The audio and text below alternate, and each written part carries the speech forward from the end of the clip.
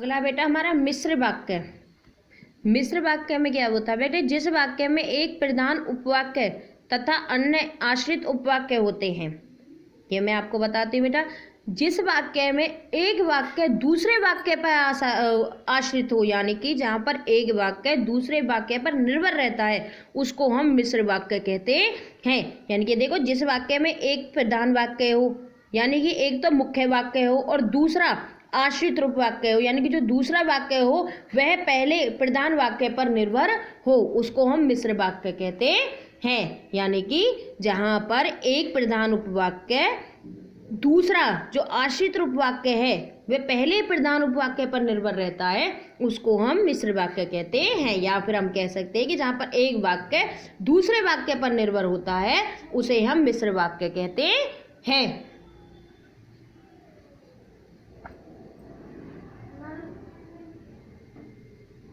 उसे हम मिश्र वाक्य कहते हैं। जैसे कि प्रदीप ने कहा कि वह कल दिल्ली जाएगा।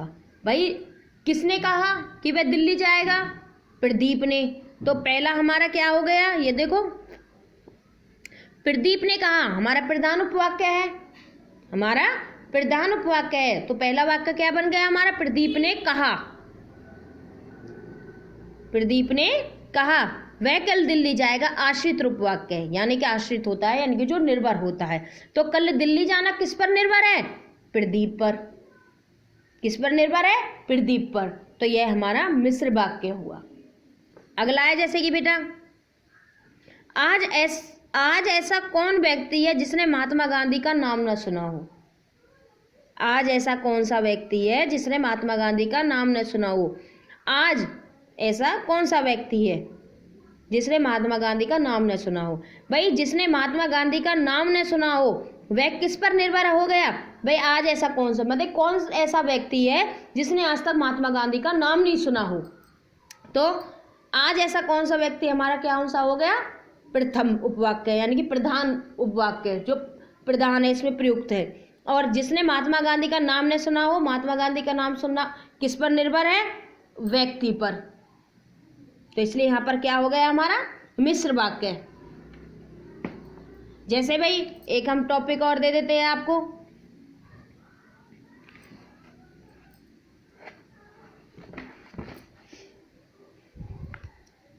जैसे कि भाई हमारा एक वाक्य और बन जाता है,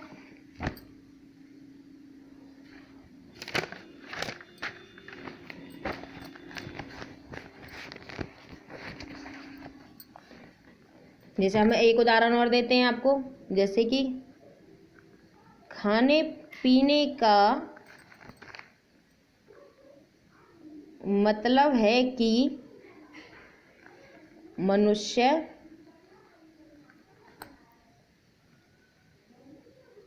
स्वस्थ बने। अब बेटा इसमें देखना है हमें मिश्र वाक्य में कि भाई खाने पीने का मतलब है कि मनुष्य स्वस्थ बने। किस कारण है भाई? जो हमारा मनुष्य का स्वस्थ बनना किस पर निर्भर हो गया?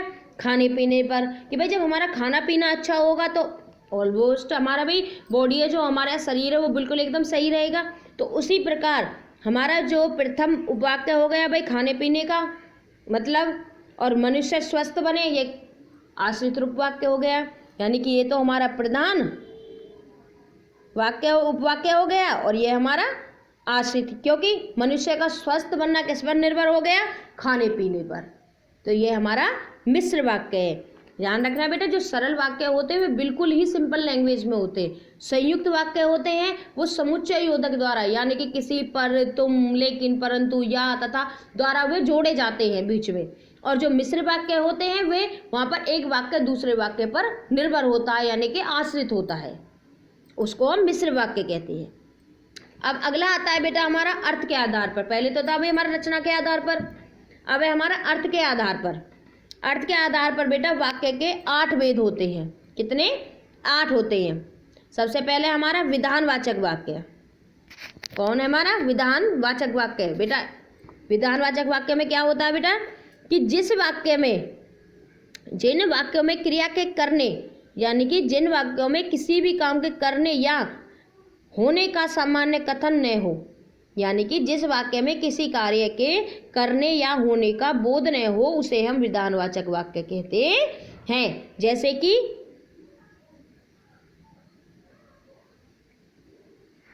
आप दिल्ली चले जाइए, आप दिल्ली चले जाइए। भाई इसमें कन्फर्म तो नहीं है कि भाई वो कतई दिल्ली ही चला गया, उसमें उसको बिल्कुल ये नहीं भाई आप दिल्ली चले जाइए, वो तो एक अंदाजा लगा रहे हैं कि भाई आप दिल्ली चले जाइए, या इसलिए इसमें उस कार्य के होने की कोई संभावना अभी नहीं है, तो इसलिए हमारा यहाँ पर विधानवाचक वाक्य है। अगला बेटा हमारा निषेधवाचक वाक्य। जिन वाक्यों में निषेध अथवा कार्य के न होने का भाव व्यक्त हो, निषेध माने मना अथवा कार्य के न होने का भाव व्यक्त हो, उसे हम निषेधवाचक वाक्य कहते हैं कि भाई जिसमें किसी कार्य के होने का बोध ही न हो। जैसे प्रांजल पढ़ने नहीं जाएगा, तो इसमें नहीं जाएगा यानी कि पढ़ने ही नहीं जाएगा, तो इसमें हमारा जो वाक्य है इसमें कार्य न करने का बोध आ रहा है कि भाई प्रांजल पढ़ने नहीं जाएगा, तो नहीं का मतलब क्या है कि इसमें हमारा कार्य पूरा नहीं हो रहा है। जैसे वह बाजार नहीं गया तो उसने अपना कार्य नहीं किया है। तो बेटा जिन वाक्यों में किसी कार्य के ना करने का बोध होता है उसे हम निषेधवाचक वाक्य कहते हैं। अगला प्रश्नवाचक वाक्य। भाई जिन वाक्यों में प्रश्न पूछने का बोध होता है उन्हें प्रश्नवाचक वाक्य कहते हैं। जैसे तुम कब जाओगे, प्रश्न पूछ रहे हैं भाई हम तुम कब जाओगे। सीमा कहाँ रहती है, हम अपने मम्मी से पापा से अपने फ्रेंड से जो भी क्वेश्चन कर रहे हैं भाई सीमा कहाँ रहती है, क्या तुम कल दिल्ली जाओगे, तो हमें जहाँ पर प्रश्न पूछने का बोध होता है वहाँ पर प्रश्नवाचक वाक्य होता है। विस्मयवाचक वाक्य। जिन वाक्यों में विस्मय यानी कि हर्ष, शोक, गिरना, ठीक है, यानी कि दुख प्रकट करना, शोक मनाना, क्रोध करना आदि के भाव प्रकट होते हैं उन्हें विस्मयवाचक यानी कि विस्मयादिबोधक भी कहते हैं, विस्मयवाचक भी वाक्य कहते हैं। जैसे वाह, यहाँ पर खुशी का हो रहा है, बहुत अच्छे अंक से प्राप्त हुए हो, अरे तुम आ गए, तो ये हमारे विस्मयवाचक वाक्य है। अगला बेटा आज्ञावाचक वाक्य। जिन वाक्यों में आज्ञा या अनुमति आदि का बोध होता है, कौन से होते हैं कि भाई जिन वाक्यों में किसी प्रकार की आज्ञा का बोध हो उसे हम आज्ञावाचक वाक्य कहते हैं। जैसे तुम यहाँ से चले जाओ, तो हम यहाँ पर क्या दे रहे हैं, आज्ञा दे रहे हैं, कह रहे हैं कि भाई तुम यहाँ से चले जाओ, कि तुम जा सकते हो, ये हमारी अनुमति है, ये हमारी अनुमति है कि भाई तो हम अनुमति कर रहे हैं कि भाई आपसे आग्रह कर रहे हैं कि क्या तुम यहाँ से जा सकते हो, हमें अभी कुछ कार्य करना है। अगला इच्छावाचक वाक्य। जिन वाक्यों में वक्ता यानी कि बोलने वाले की इच्छा, आशीर्वाद, कामना आदि का भाव प्रकट होता है उसे हम इच्छावाचक वाक्य कहते हैं। जैसे कि भगवान करे आप प्रथम श्रेणी में प्राप्त करें, यानी कि भगवान करे कि आप प्रथम श्रेणी प्राप्त करें, तो हमारा क्या है, ये आशीर्वाद है, हमारी इच्छा है। जैसे कि भाई भगवान तुम्हें दीर्घायु बनाए, भाई भगवान तुम्हें दीर्घायु बनाइए, हमारा क्या है, आपके लिए आशीर्वाद है। संदेहवाचक वाक्य। जिन वाक्यों में कार्य के होने में संदेह यानी कि शक की भावना हो उसे हम संदेहवाचक वाक्य कहते हैं। जैसे कि कपिल शायद ही आगरा जाए, शायद क्या है, हमारे यहाँ पर शक है, संदेह हो रहा है कि भाई कल शायद ही आप जा सकते हो, वह आता ही होगा, यह हमारी एक संभावना है, हम अंदाजा लगा रहे हैं कि वह आता ही होगा। संकेतवाचक वाक्य। जिन वाक्यों में एक बात का होना दूसरी बात पर निर्भर हो उन्हें संकेतवाचक वाक्य कहते हैं। या फिर हम कह सकते हैं कि भाई जिन वाक्यों में एक बात के होने का दूसरी बात के होने पर निर्भर होता है उसे हम संकेतवाचक वाक्य कहते हैं। जैसे कि यदि वर्षा होती तो फसल होती, भाई अब हमारा कैसे निर्भर है, यानी कि भाई अगर वर्षा होती तो ही फसल होती, भाई फसल कब होगी, जब वर्षा होगी, तो यहाँ पर एक वाक्य दूसरे वाक्य कर होने पर निर्भर है, एक वाक्य एक बात का होना दूसरी बात पर निर्भर है, भाई फसल जब ही होगी जब वर्षा होगी, और वर्षा जब होगी जब ही फसल होगी। यदि तुम जाते तो तुम्हारा काम बन जाता, भाई अगर तुम जाते तो ही तो तुम्हारा काम बनता, जब जाओगे नहीं तो काम कैसे बनेगा, तो यदि तुम जाते तो ही तुम्हारा काम बनता, तुम्हारा काम कब बनता, जब तुम जाते, तो यहाँ पर क्या है, यहाँ पर एक वाक्य दूसरे वाक्य पर निर्भर है।